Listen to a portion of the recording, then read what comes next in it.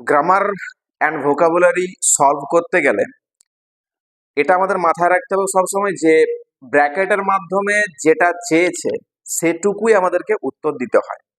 তার জন্য একটা ব্রড নলেজ থাকা দরকার।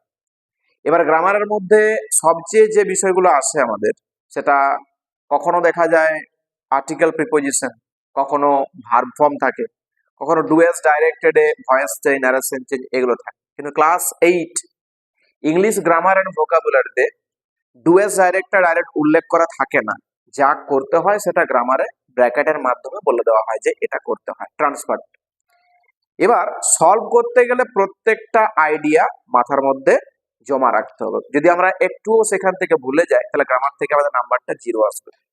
এই সলভ বিষয়টাকে সবসময় মন দিয়ে দেখতে হয়। দেখি আজকের ক্লাসে কতগুলো গ্রামার অ্যান্ড ভোকাবুলারির কোশ্চেন আমি এই বোর্ডের মধ্যে প্রেজেন্ট করেছি। প্রত্যেকটা কোশ্চেন একটু মন দিয়ে মনে রাখার চেষ্টা করো, বুঝে দেখো।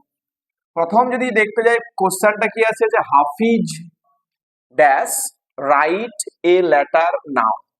ব্র্যাকেটে কি বলেছে, প্রপার ফর্ম অফ ভার্ব, ভার্বের সঠিক রূপটা বসাতে। এই প্রপার ফর্ম অফ ভার্ব বসাতে গেলে আমাদেরকে টেন্স জানতে হচ্ছে। আর আমরা টেন্স বিষয়টা গোড়া থেকে জেনে এসেছি। টেন্স আমাদের প্রধানত 3 প্রকার, প্রেজেন্ট, পাস্ট আর ফিউচার। প্রত্যেকটা টেন্সের আবার 4টা করে ভাগ আছে, ইনডেফিনাইট, কন্টিনিউয়াস, পারফেক্ট আর পারফেক্ট কন্টিনিউয়াস। এই প্রত্যেকটা টেন্স বলতে প্রেজেন্টেরও 4টি ভাগ, present indefinite, present continuous, present perfect continuous.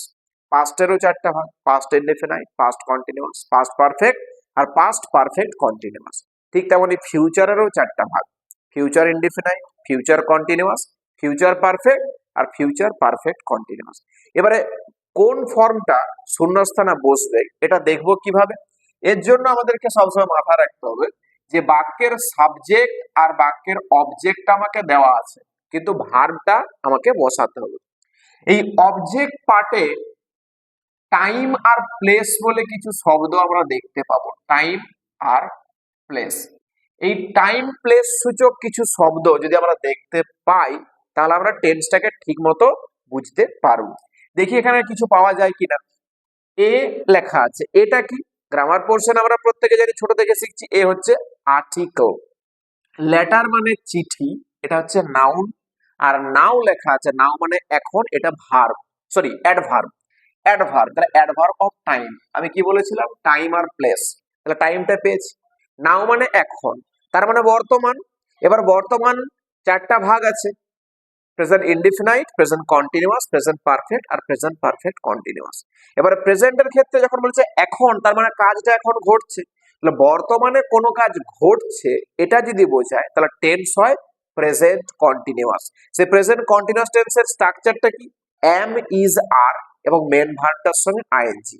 এটা আমাদের জানা রাখা উচিত যে ব্র্যাকেটে যে ভার্ব ফর্মটা আমাকে প্রোভাইড করা থাকবে কোশ্চেনে, সেটা সবসময় কিন্তু V1 থাকে, তার মানে প্রেজেন্ট ফর্ম দেওয়া থাকে। এবার আমাকে কি করতে হচ্ছে, যেহেতু টেন্স আমি বুঝতে পারলাম প্রেজেন্ট কন্টিনিউয়াস টেন্স, সাবজেক্টের অনুপাতে এম ইজ আর আমাকে সিলেক্ট করতে হবে। এম কখন বসে, যদি সাবজেক্টটা আই হয়।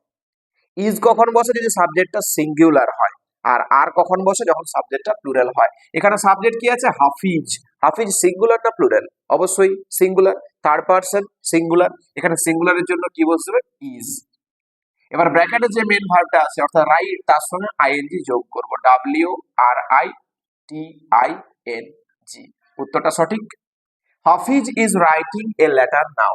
হাফিজ এখন একটা চিঠি লিখছে। প্রেজেন্ট কন্টিনিউয়াস রূপ দিয়ে শূন্যস্থানটা পূরণ করা গেল। Next number 2, mister Brahma dash teach us English at that time. বলেছে কি, অবজেক্ট পার্টে এমন কিছু শব্দ আছে যেগুলো দেখে আমাদেরকে টেন্সটা ঠিক করতে হয়। দেখা যাচ্ছে কি ব্র্যাকেট মানে শূন্যস্থানের পরে আছে কি আস। আস মানে আমাদেরকে, এটা একটা প্রোনাউন। ইংলিশ একটা নাউন ওয়ার্ড, অ্যাট হচ্ছে প্রিপোজিশন, দ্যাট টাইম আমাদের কাছে অ্যাডভার্ব। দ্যাট টাইম বলতে ওই সময়, তার মানে আমরা বুঝতে পারছি সময়টা হয়ে গেছে কি অতীতকাল, তার মানে পাস্ট টেন্স। এবার টেন্সটা কি, past indefinite, past continuous, past perfect আর পাস্ট পারফেক্ট কন্টিনিউয়াস। 4টার মধ্যে একটা সিলেক্ট করতে হবে। তাহলে কি বলা আছে, mister Brahma dash us English that time. তাহলে ওই সময় মিস্টার ব্রহ্ম আমাদেরকে ইংরেজি শেখাচ্ছিলেন। তাহলে অতীতকালে যে কাজটা চলছিল বা ঘটছিল তাকে আমরা পাস্ট কন্টিনিউয়াস টেন্স বলি। তাহলে পাস্ট কন্টিনিউয়াস টেন্সের স্ট্রাকচারটা কি? ওয়াজ অথবা ওয়ার এবং মেন ভার্বটার সঙ্গে আইএনজি। ব্র্যাকেটে মেন ভার্বটা দেওয়া আছে, প্রেজেন্ট ফর্মে থাকে বলেছি। এবার সাবজেক্ট অনুপাতে ওয়াজ একটা বসাবো। মিস্টার ব্রহ্ম থার্ড পারসন সিঙ্গুলার নাম্বার, এখানে কি বসবে তাহলে? ওয়াজ। এবার কি আছে ব্র্যাকেটে? Teach, T E A C H, তার সঙ্গে আমরা আইএনজি যোগ করব। তাহলে এটাও পাস্ট কন্টিনিউয়াস। দুটো number complete. Next number 3, open the door of this cage, এই খাঁচার দরজাটা বন্ধ করো। কি বলেছে? Voice change. ভয়েস চেঞ্জ বলেছে। এই ভয়েস চেঞ্জ করতে গেলে আমাকে বাক্য দেখতে হয়। ভয়েস চেঞ্জে বাক্য দেখতে হয়। এই বাক্যের মধ্যে কি আছে? Open the door of this cage, এই খাঁচার দরজা বন্ধ করো। এক্ষেত্রে ভার্ব দিয়ে শুরু হয়েছে বাক্যটা, আর বাকিটা পুরো আছে অবজেক্ট। তাহলে ভার্ব প্লাস অবজেক্ট কোন বাক্য হয়? ভার্ব প্লাস অবজেক্ট হচ্ছে ইম্পারেটিভ সেন্টেন্স। এই ইম্পারেটিভ সেন্টেন্সে ভয়েস চেঞ্জ করতে গেলে যদি দেখি যে ভার্বের যে অবজেক্ট আছে সেটা যদি ডাইরেক্ট অবজেক্ট হয় তাহলে আমরা লেট দিয়ে ভয়েস চেঞ্জ করব। তাহলে দেখি অবজেক্ট ভার্বটা কি আছে? ওপেন। তাহলে open the door of this cage, এই খাঁচার দরজা বন্ধ করো। তাহলে এই ক্ষেত্রে কি রয়েছে? কি ভার্ব প্লাস অবজেক্ট। এবার প্রশ্ন করি এটাকে কি দিয়ে, তাহলে ডাইরেক্ট অবজেক্টটা পেতে পারি। তাহলে কি বন্ধ করব? The door of this cage, এটা তাহলে ডাইরেক্ট অবজেক্ট। এবার ভয়েস চেঞ্জ করতে গেলে কি লাগবে? Let plus object plus be plus V3। Clear? Voice change করা শুরু করি। Let the door of this cage be open. এর থার্ড ফর্ম কি? ওপেনড। বাস, complete. Let the door of this cage be open. Voice change complete.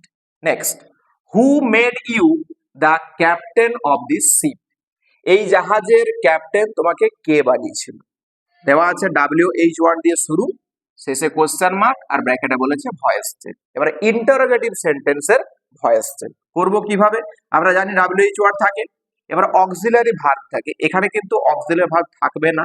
যদি WH1টা হু হয় তাহলে auxiliary verb থাকে না। তাহলে এখানে মেন ভার্ব আছে, মেন ভার্বটা পাস্ট টেন্সে আছে, ইউটা হচ্ছে অবজেক্ট, আর the captain of this ship এটাও অবজেক্ট। ঠিক আছে, দুটো অবজেক্ট আছে, ডাইরেক্ট অবজেক্ট ইনডাইরেক্ট অবজেক্ট হয়, এখানে দুটোই ডাইরেক্ট অবজেক্ট। যে কোনো একটা অবজেক্টকে আমরা সাবজেক্ট করব। কিন্তু ইন্টারোগেটিভ সেন্টেন্সে ভয়েস চেঞ্জ করতে গেলে যে WH ওয়ার্ডটা থাকে সেটা বসিয়ে দিতে হয়। হু এর ক্ষেত্রে একটু ব্যতিক্রম। হু এর ক্ষেত্রে প্রথমে কি করতে হয়? বাই হুম ইউজ করতে হয়। ব্যাস, এবার একটা শব্দ লেখার মতো জায়গাটা ফাঁকা রেখে আমরা অবজেক্টটাকে সাবজেক্ট করব, ইউটাকে সাবজেক্ট করব। এবার এই যে ফাঁকা রাখা জায়গাটাতে বি ভার্বের সঠিক ফর্মটা বসাবো। মেন ভার্ব যদি পাস্ট ইনডিফিনাইট টেন্সে থাকে তাহলে বি ভার্বের সঠিক ফর্মটা কি হয়? ওয়াজ আর ওয়ার। তাহলে ইউটা কোন পারসন? First person, second person, third person? কোনটা? ইউটা সেকেন্ড পারসন। তাই আমাদেরকে এখানে কি করতে হবে? ওয়ার ইউজ করতে হবে, ওয়ার। এবার মেন ভার্বের third form made, make, made, made, মেডেই থেকে যাচ্ছে, MADE।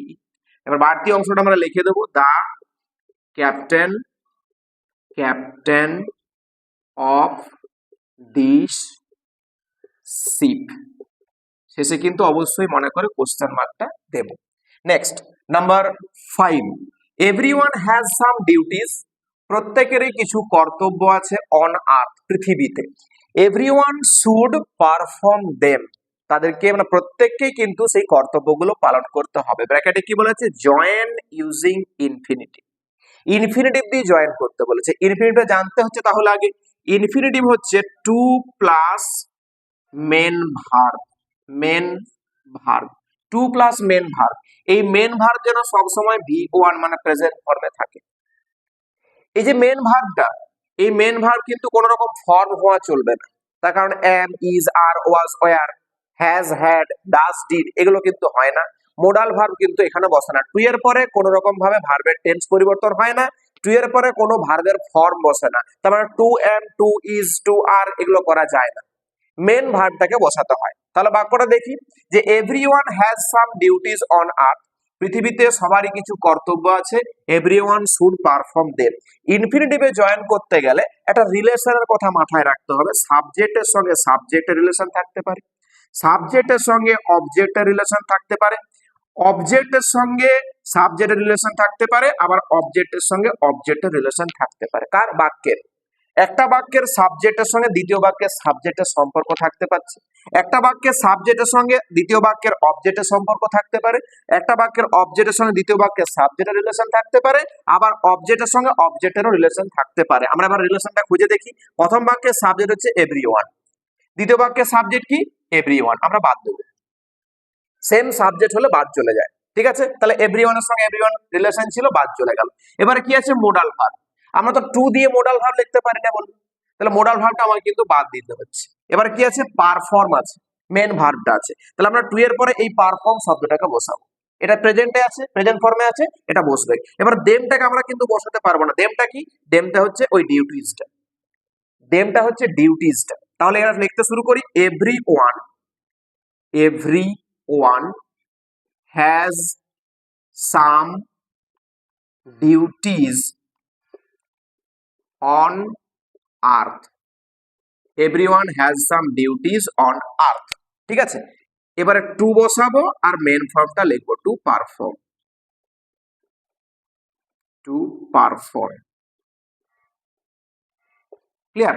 Everyone has some duties on earth to perform. এই যে টু পারফর্মটা একটু মডিফাই করে এই জায়গাতেও বসাতে পারি, everyone has some duties to perform on earth, এটাও করা যেতে পারে। আমরা এভাবে রেখে দেবো, ব্যাস।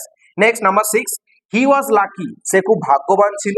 হি গট দ্য অপরচুনিটি, সে সুযোগটা পেয়েছিল। এটাও কি বলেছে? জয়েন ইউজিং ইনফিনিটিভ, ইনফিনিটিভ দিয়ে এটাও জয়েন করতে হবে। হি ওয়াজ লাকি, সাবজেক্টের সঙ্গে সাবজেক্ট রিলেশনটা দেখি। প্রথম বাক্যের সাবজেক্ট হি, দ্বিতীয় বাক্যের সাবজেক্ট হি, বাদ দিয়ে দেবো।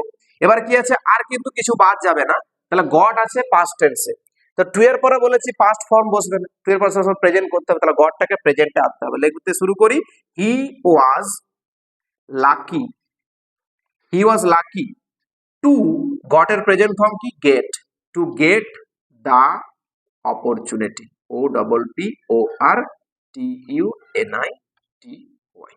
এই হচ্ছে টুডেজ গ্রামার অ্যান্ড ভোকাবুলারি। কি বলছিলি? আচ্ছা, কি হয়েছে?